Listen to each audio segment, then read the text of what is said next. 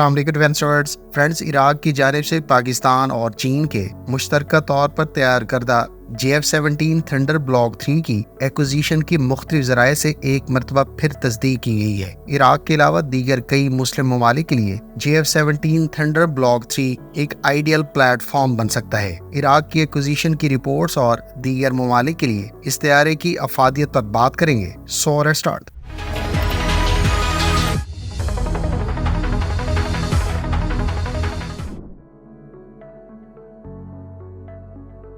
Friends, آپ یہ جان کر حیران ہوں گے کہ امریکہ کی جانب سے مصر کو فراہم کیے گئے تمام 220 F-16 طیاروں سے AMRAAM BVR air to air missile fire نہیں کیا جا سکتا۔ ان طیاروں میں مصر کی جانب سے حاصل کردہ 24 F-16 بلاک 52 ایئر کرافٹ بھی شامل ہیں۔ تقریباً یہی صورتحال $3 ارب مالیت کے ساتھ خریدے گئے عراقی بلاک 52 F-16 کے ساتھ بھی دیکھنے کو ملتی ہے۔ ان دونوں ممالک کے F-16 طیاروں کو صرف AIM-7 اسپیرو میزائل سے اکوپ کیا جا سکتا ہے۔ AIM-7 کولڈ وار ایرا کا ایئر ٹو ایئر میزائل ہے جو نہ صرف کم رینج بلکہ پرانی ٹیکنالوجی پر بیسڈ ہے۔ اسرائیل کی درخواست پر امریکہ نے ان دونوں ممالک کو کم صلاحیتوں والے F-16 فراہم کیے ہیں۔ فرینڈز، ان وجوہات اور دیگر کچھ عوامل کو لے کر میرے خیال سے بہت سے مسلم ممالک کی ایئر فورسز کے لیے JF-17 تھنڈر بلاک 3 ایک کیپیبل، کاسٹ افیکٹو اور ویپنز کے لحاظ سے فلی اکوپڈ پلیٹ فارم ثابت ہو سکتا ہے۔ ویسٹرن ملٹری اکوپمنٹ، خاص طور پر امریکن ویپنز کے ساتھ ہمیشہ سے ہی بہت ساری ریسٹرکشنز اور سٹرنگز اٹیچ ہوتی ہیں، جن کو لے کر متعلقہ ملک کا امریکہ پر انحصار ہمیشہ کے لیے کسی نہ کسی حد تک برقرار رہتا ہے۔ مثال کے طور پر پہلے بیان کیے گئے محدود صلاحیت کے ویپنز کے علاوہ ان ویپنز کی سپلائیز میں رکاوٹیں بھی دیکھنے اور سننے کو ملتی رہتی ہیں، جیسا کہ امریکہ نے مصر کے لیے 2009 میں F-16 بلاک 52 طیاروں کی منظوری کے بعد مصر میں بدلتے سیاسی ماحول کے پیش نظر ان طیاروں کی ڈیلیوریز روک دی تھی۔ اسی طرح سے اگر متعلقہ ایئر کرافٹ ڈیلیور کر بھی دیے جائے تو ان کے سپیئرز اور سپورٹ سے متعلق اکثر امریکہ کی جانب سے اس ملک کو لیت و لال کا سامنا کرنا پڑ جاتا ہے۔ اب عراق کی صورتحال ہی دیکھ لیں۔ عراقی حکومت نے امریکی دباؤ کی وجہ سے امریکہ سے $3 ارب خرچ کر کے F-16 بلاک 52 طیارے حاصل کیے، حالانکہ امریکہ اور عراق کی حکومت جانتے تھے کہ عراقی ایئر فورس ان طیاروں کو اس وقت ایئر وردی رکھنے کی پوزیشن میں نہیں ہے۔ بہرحال عراق نے $3 ارب خرچ کر کے 36 F-16 طیارے خریدے، جن میں سے 2 امریکہ میں ہی ٹیسٹنگ کے دوران ڈیمیج ہو گئے۔ باقی ماندہ طیاروں کو ایئر وردی رکھنے کے لیے امریکہ نے اپنی کمپنی لاک ہیڈ مارٹن کے افراد کو عراق میں باقاعدہ تعینات کیا، جو ان طیاروں کی دیکھ بھال اور ریپیئر کا کام سر انجام دیتی رہی ہے، لیکن اس کے لیے عراق الگ سے اس کمپنی کو پے کرتا رہا ہے۔ اب سے تقریباً 2 سال پہلے اس کمپنی نے عراق میں سیکیورٹی کنسرنز کو لے کر اپنے آفیشلز کو بھی مرحلہ وار امریکہ واپس بلا لیا ہے، لہٰذا پہلے سے مخدوش حالت میں موجود زیادہ تر عراقی F-16 فلیٹ اس وقت صرف ہینگرز کی زینت بنا ہوا ہے۔ عراق ان ایئر کرافٹس کو ایئر وردی رکھنے کے لیے پاکستان سے بھی رجوع کر چکا ہے۔ فرینڈز، ویسے بھی ایک کم صلاحیت سے لیس ایئر کرافٹ جتنا بھی جدید ہو، لیکن وہ کس کام کا جب وقت آنے پر وہ کوئی بہتر اور جدید ہتھیار ہی فائر نہ کر سکے۔ ایسے میں اس طیارے کو فلائی کرنا پائلٹ کی جان کو خطرے میں ڈالنے کے سوا کچھ نہیں ہے۔ ویورز، کسی بھی ملٹری اکوپمنٹ کے لیے بغیر کسی رکاوٹ سپیئرز اور سپورٹ کی فراہمی ایک اور اہم پہلو ہے جو کسی بھی مشین کو کارآمد رکھنے کے لیے ضروری امر تصور کیا جاتا ہے، لیکن ویسٹرن ویپنز سیاسی اور سفارتی تعلقات کی وجہ سے اکثر پارٹس کی عدم فراہمی یا مہنگے دام و فروخت کو لے کر متعلقہ ملک کے لیے تشویش کا سبب رہتے ہیں۔ اسپیئر پارٹس کی عدم دستیابی سپورٹ ٹیم اور سپورٹنگ اکوپمنٹ کے علاوہ جو دوسری بڑی اور اہم رکاوٹ تمام ویسٹرن خصوصاً امریکن ویپنز کے ساتھ اٹیچ ہوتی ہے، وہ ایک ایئر کرافٹ کے حصول کے بعد اس سے متعلقہ اکوپمنٹ اور سسٹمز پر چارج کیے جانے والے بھاری اخراجات ہیں۔ پھر اگر ان ایسٹس کو ایئر وردی رکھنے کے لیے امریکی کمپنیوں کی جانب سے پرسنل ڈپلائی کیے جائیں تو ان کے اخراجات بھی متعلقہ ملک کو اٹھانا پڑتے ہیں، جو ایک اور بڑا چیلنج بن جاتے ہیں۔ امریکہ اور اس کے دیگر یورپی اتحادیوں کے ایئر کرافٹس کے ساتھ ایسوسیٹڈ ویپنز بھی مارکیٹ میں موجود دیگر ہم پلہ ویپن سے خاصے مہنگے ثابت ہوتے ہیں، لہٰذا نہ صرف ان ایئر کرافٹس کی بیس پرائس مارکیٹ میں دیگر مد مقابل طیاروں سے زیادہ ہوتی ہے، بلکہ ان کے ساتھ ایسوسیٹڈ ویپنز بھی बहुत महंगे होते हैं, जिनमें से अक्सर तो ऑफर ही नहीं किए जाते, जबकि वक्त आने पर इन ममालिक की जानिब से इनके बड़े इत्तेहादियों को भी बाज़ दफ़ा वेपन्स की तरसील रोक दी जाती है, जैसा कि हम माजी करीब में सऊदी अरेबिया के हवाले से सुन चुके हैं, गो कि उसको बाद में इजाज़त दे दी गई थी। ताहम अमरीका, बरतानिया और जर्मनी की जानिब से यूरोफाइटर टाइफून और F-15 तैयारों से मुतालिक कुछ एमुनीशन सऊदी अरब को फराहमी इन हुकूमतों की जानिब से रोक दी गई थी।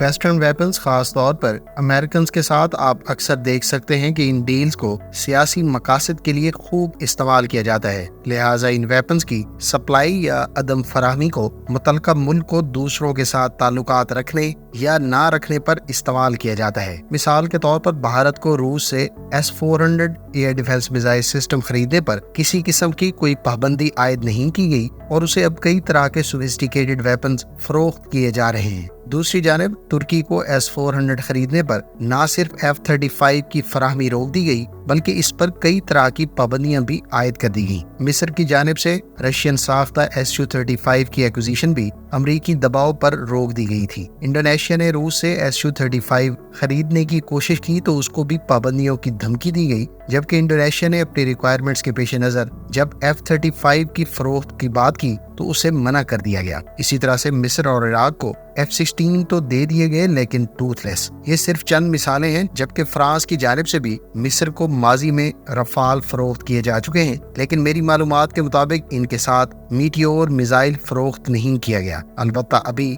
नए एयरक्राफ्ट के बारे में कुछ नहीं कहा जा सकता कि वो किन सलाहियतों के साथ फरोख्त किए जाएंगे। फ्रेंड्स, इसके बरक्स अगर हम JF-17 थंडर की बात करें तो ये एयरक्राफ्ट ना सिर्फ बहुत सी सलाहियतों से लैस है, बल्कि ये बगैर किसी रोक टोक और सियासी असर रसूख के मुतलका मुल्क को फराहम हो सकता है। ये प्लेटफॉर्म बहुत से लो टू मीडियम डिफेंस बजट रखने वाले ममालिक के लिए एक आइडियल एयरक्राफ्ट है। इसके अलावा JF-17 थंडर लो बाइंग और मेंटेनेंस कॉस्ट वाला fully equipped multi role aircraft है, जो मौजूदा और मुस्तकबिल की ज़रूरियात को पूरा कर सकता है। मेरे मुताबिक JF-17 थंडर चंद अफ्रीकन ममालिक जैसा कि सूडान, लीबिया और ट्यूनिस के अलावा सेंट्रल एशियन ममालिक जैसा कि किर्गिस्तान, ताजिकिस्तान और फिर आज़रबाईजान के अलावा खलीजी ममालिक में इराक के लिए एक आइडियल प्लेटफॉर्म बन सकता है। इधर अगर अर्जेंटीना की जानिब से भी JF-17 थंडर ब्लॉक 3 को अक्वायर किया जाता है तो ये इस एयरक्राफ्ट के लिए बिल्कुल नई और निस्बतन अनटैप मार्केट में एंट्री होगी। ब्लॉक 3 की पाक फिजाइये में फॉर्मल इंडक्शन के बाद ये तैयारा बहुत सी एयर फोर्सेस के लिए कॉस्ट इफेक्टिव और भरपूर सलाहियतों से लैस एयरक्राफ्ट है, जो इस वक्त इफेक्टिव और जदीद रेडार के अलावा वैरायटी ऑफ वेपन से इक्विप्ड एयरक्राफ्ट को अक्वायर करने पर गौर कर रही हैं। ब्लॉक 3 के मुताबिक करवाए जाने के बाद इस तैयारे में active electronically scanned array radar, long range PL-15 air to air missile, short range high off boresight air to air missile, Taimur air launch cruise missile और एंटी शिप क्रूज मिसाइल्स के अलावा पायलट के लिए helmet mounted display systems और electronic warfare equipment जैसे कई जदीद feature से इसे लैस किया गया है। बहुत सी एयर फोर्सेस इस एयरक्राफ्ट को इस वजह से भी एक्वायर कर सकती हैं क्योंकि पाक फिजाइया इन तैयारों को इस्तेमाल कर रही है। पाक फिजाइया का इन तैयारों को इस्तेमाल करने और फिर इस तैयारे की डेवलपमेंट पे रोल एक और पॉजिटिव पॉइंट है, जो इस एयरक्राफ्ट पर दीगर एयर फोर्सेस के एतमाद को मजीद पुख्ता करने का सबब बन सकता है। इस वक्त JF-17 थंडर पाकिस्तान, म्यांमार और नाइजीरियन एयर फोर्स में बाकायदा इस्तेमाल किया जा रहा है। ख्याल रहे कि पाक फिजाइया के पास इस वक्त तकरीबन 150 से ज़ायद JF-17 थंडर मुख्तलिफ ब्लॉक्स की सूरत में सर्व कर रहे हैं, जबकि इराक और आज़रबाईजान की एयर फोर्स में इंशाल्लाह इसकी शमूलियत के कवी इम्कानात हैं और दीगर पोटेंशियल कस्टमर्स में अर्जेंटीना काबिल जिक्र है। ताज़ा तरीन रिपोर्ट्स के मुताबिक इराक तकरीबन $1.6 अरब की लागत से 12 JF-17 थंडर ब्लॉक 3 एयरक्राफ्ट खरीद रहा है, जबकि मजीद 6 की ऑप्शन भी बाद में एक्सरसाइज की जा सकती है। गो कि अभी तक सरकारी सतह पर इस खबर की तस्दीक या तरदीद नहीं की गई, लेकिन इराक की फिजाइया की रिक्वायरमेंट और F-16 से मुतालिक तजर्बे को देखते हुए थंडर ब्लॉक 3 के इराक की जानिब से एक्विजिशन के कवी इम्कानात हैं। आपकी इस बारे में क्या ओपिनियन है? कमेंट बॉक्स में अपनी राय का इजहार जरूर करें। امید ہے اس ویڈیو سے آپ کو JF-17 تھنڈر بلاک 3 کی مسلم ممالک کے لیے افادیت، اس کے پوٹینشیل کسٹمرز کے بارے میں بہت کچھ جاننے کا موقع ملا ہوگا۔ ملتے ہیں نیکسٹ ویڈیو کے ساتھ، اپنی دعاؤں میں یاد رکھیے گا۔ اللہ حافظ۔ پاکستان زندہ باد۔